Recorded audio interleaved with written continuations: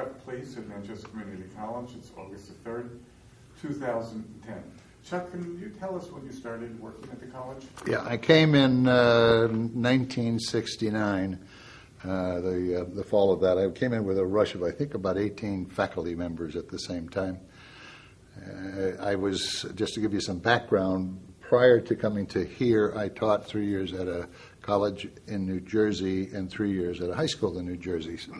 So when I finished it was the college that I was at. I have to describe it was a lovely small campus with ivy on the buildings and just very quaint. And I had a theater building and an office in that theater building, and it was just a wonderful experience. So when I showed up here, it was a dramatic shock. And I almost missed the job. That's a quick anecdote I want to share, and that is in New Jersey, I was missing calls because I was working in Brooklyn for about 3 months in an interim period. And finally I received this onion-skinned letter from Bob Richardson that basically says, I've been trying to reach you, and if you do not respond to this letter by a specific date, then I will not be able to interview or hire you. So I called him immediately, and Susan and I went down to, came up to Connecticut. I went into the third floor of the Hartford Road campus looking for Bob and came into the office as directed. And when I showed up, there was a guy dressed in a suit and a sort of a strange person off to the right. I mistakenly turned to the one in the suit and I said, Bob Richardson?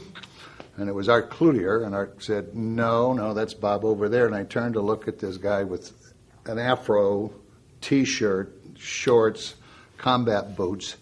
And I thought, oh, geez. So he interviewed me, and I know the question comes up about the interview process. Literally what happened was he interviewed me. I met 3 or 4 of the staff people in the area. The ones that come to mind immediately are Jack Scheidemann, Art Cloutier, obviously, and 1 or 2 others. And then finally I also met the president.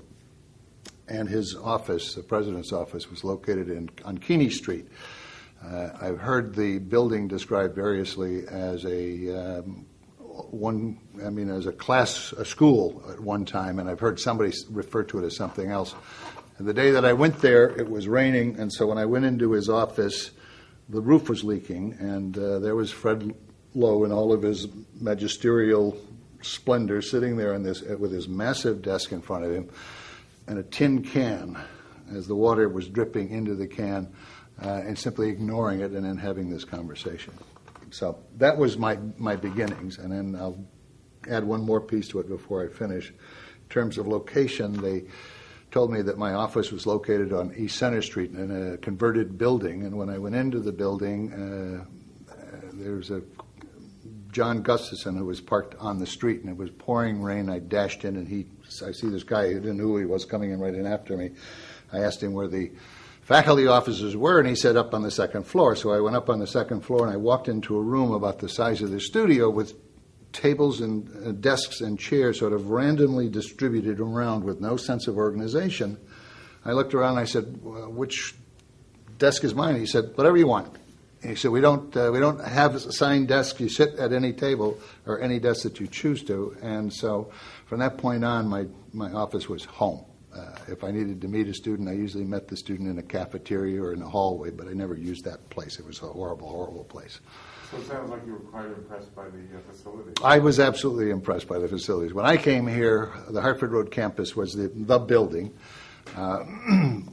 Interestingly, though, there was one benefit to this, and that was because of the structure of the classrooms, I mean the class times, and you heard it before, that namely classes didn't begin until 3 or 4 in the afternoon and were located either at the high school or at the junior high school. Some of the classes were also at Hartford Road. My wife was pregnant at the time, and unfortunately the insurance policy was such that she had to not have been pregnant for 9 months. So we weren't, the birth was not going to be paid for. So we ended up substitute teaching for 6 months. And I could do that because I could substitute, finish at 2 o'clock, and then go in and teach a class at 3 or 4 in the afternoon. I was rather depressed. I think it took me 6 months to get over being here after this wonderful bucolic campus that I left. Were you hired primarily to do theater here? Yes. What was it like creating a theater program back in the day? It was horrible. The experience that I had at the college, I need that as a reference point, and even at the high school it was that way too. I would post announcements that there was an audition, and it would just be posted around the campus, and people would come in droves. 40 people would show up for auditions, and then I remember having to post and run and hide because the students who didn't get a part were very upset, and I was feeling guilty. And when we had rehearsals, everyone showed up, and nobody argued with you, and they learned their lines and so on. And so when I came here, I sort of expected the same thing. And instead what I got was that I posted around, and I had an audition for a play because, according to Bob Manning, I was going to do the production in conjunction with his Stairwell Gallery opening. And I had 3 people show up, and I had a cast of 4. And I didn't quite know what to do, so I went on and tried to recruit some people, and I picked up 1 or 2 additional people and got them in, and finally put together a cast. And then I announced rehearsals. And I will say that in the total rehearsal time, I don't think there was ever a time when we had 4 people in the room. And oftentimes, I just have one of the actors in there. So as a result, the memorization was horrible. The performance was horrible. It was the most embarrassing thing I'd ever did. And Manning wouldn't let me off the hook. He insisted that it be done. And in the lower campus, I mean, the lower portion of Hartford Road is kind of difficult to explain, but you come down, as I heard Marianne describe, there's a stairwell gallery, and if you walk behind the stairwell gallery, there's a flight of stairs that leads you to the basement.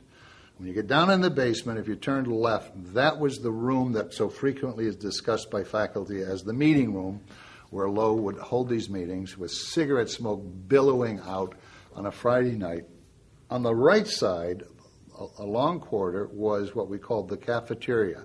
And there was a food service, and then at the very end of the building and that same room was a raised platform, a stage that was up about 3 feet. That's where the play was. There were no lights. It was just turn the switch on. That was all you got. There was nothing to do. So it was demoralizing. I had a horrible time sort of coping with that. Now, I did, however, solve that problem because, and I think this has to do with Fred Lowe, has to do with the demeanor of the teachers at that time, and that was, if there's a problem, find a solution. Don't wait for somebody to come in and tell you what to do, or don't refuse to do things. And so I backed up and said, okay, it doesn't work.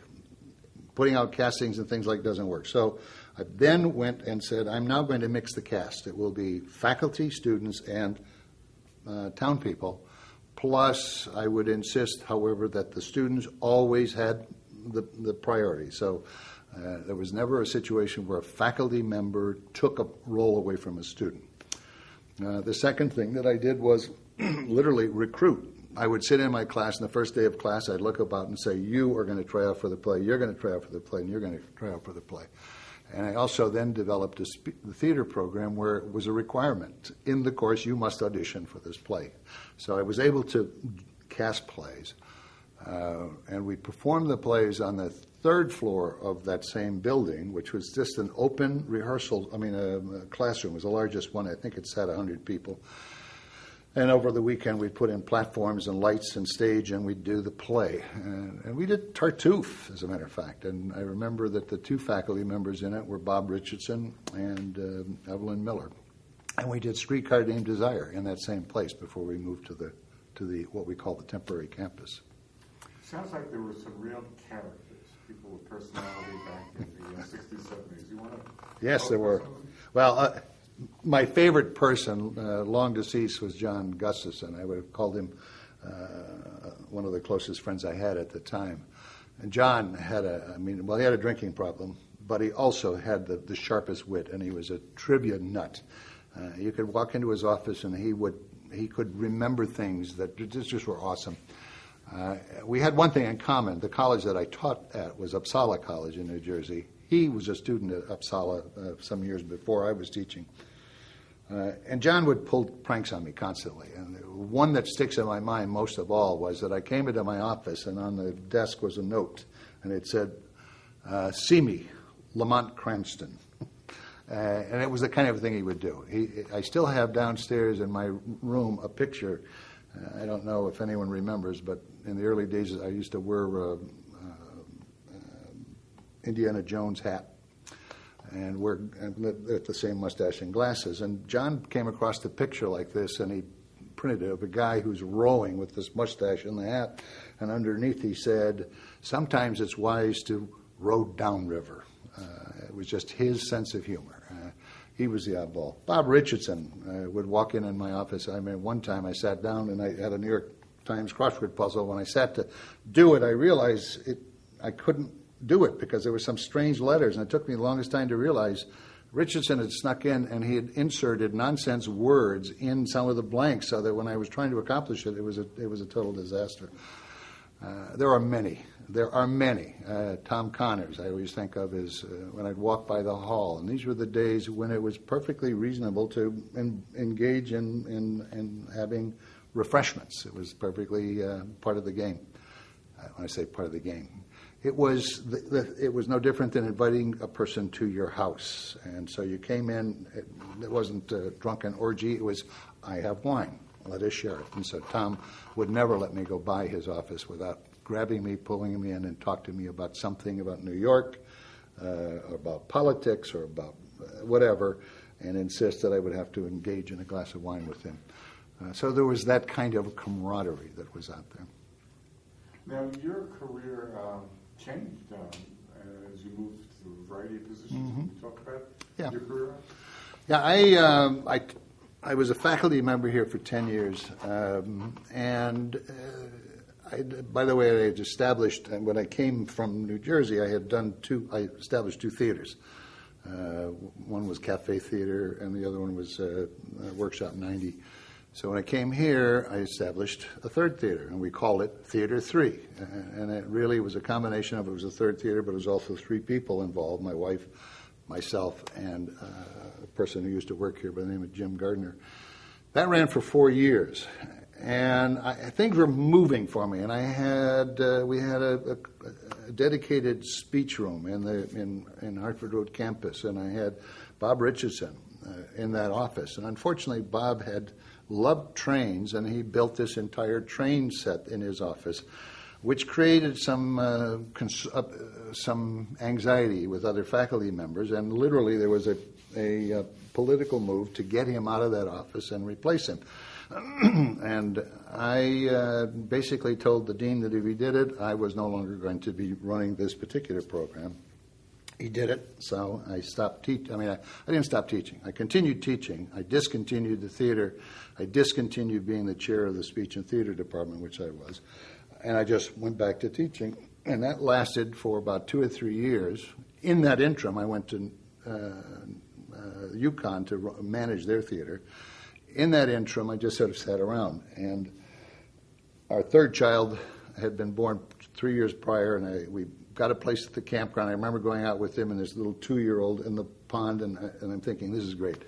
I'm teaching. I can come out here in the middle of the day and go back and teach my class, and not miss a beat. Well, the following Monday, I walked in. I was in my office doing work, and Jim Tatro, who was the director of the continuing education program, walked in and he said, "Would you like to be director of continuing education?" Not director of continuing, director of non-credit courses. I think they were called not-for-credit, non-credit courses. I said, sure. I had no idea what that was all about. Then I did some research. The long and the short of it was that moved me into administration.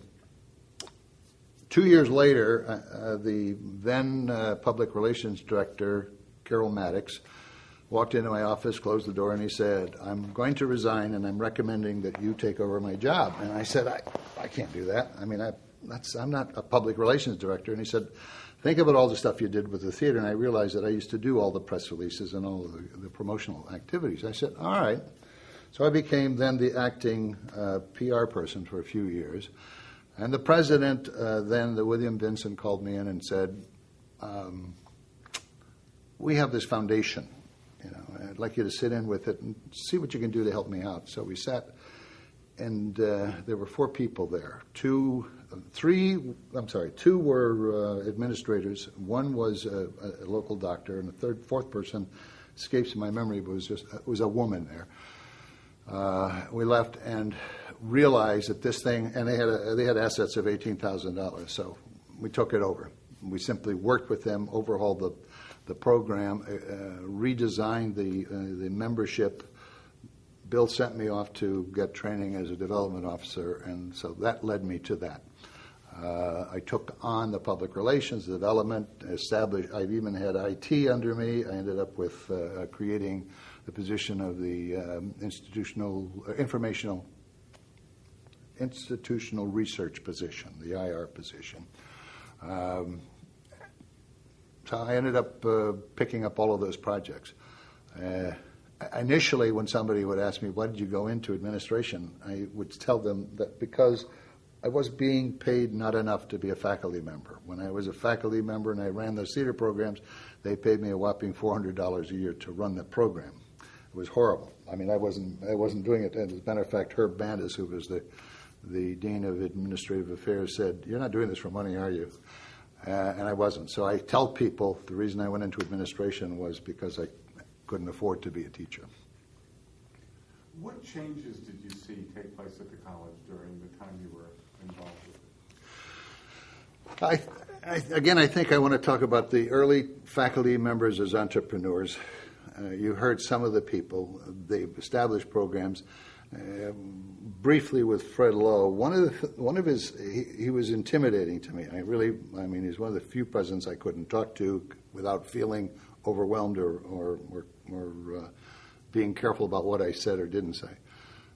But on the other side, he was always sort of prompting you. And I'll give you an example. He sent me an article, just a clipping of street theater, which was then called a rarity, in an envelope, and said, "What do you think?"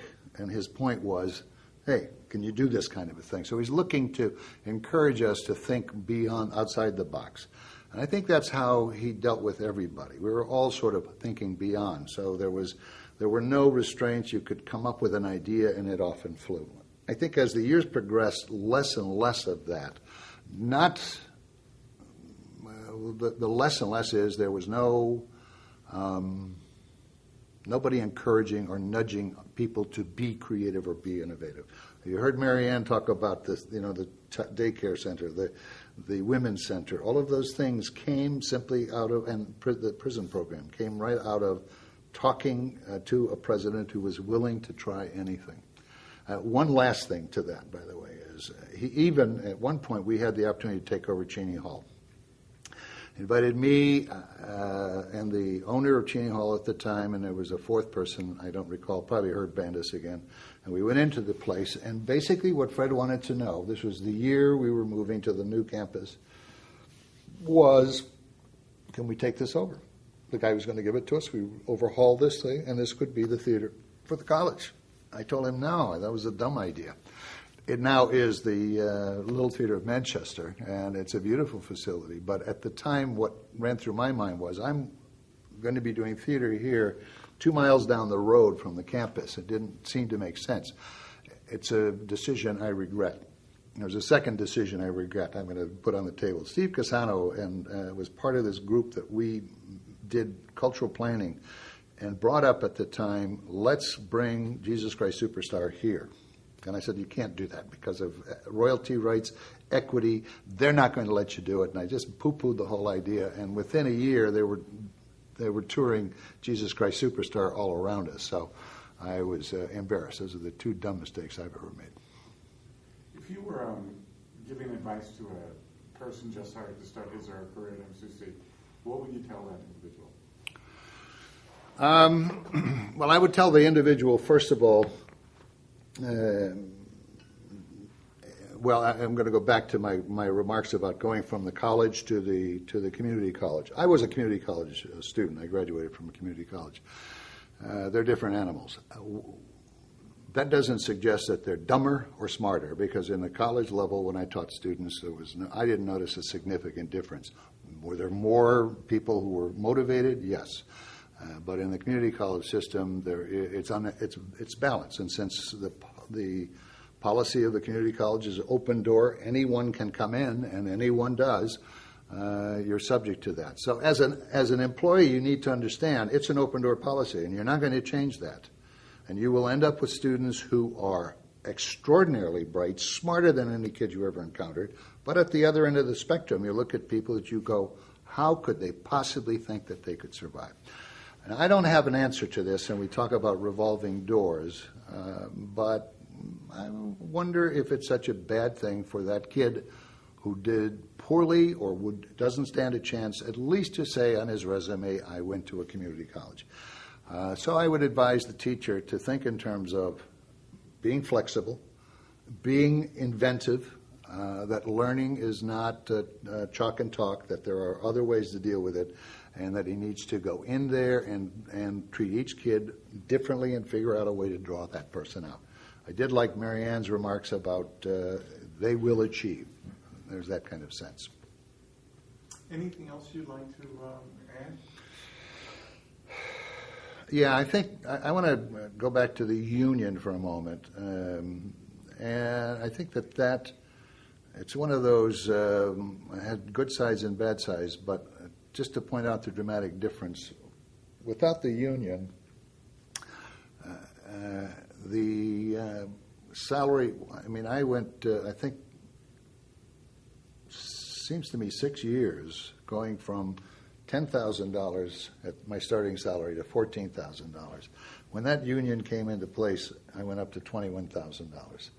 Still, even at that time, that was not a living wage, but $14,000 was horrible, and I could not possibly live with it.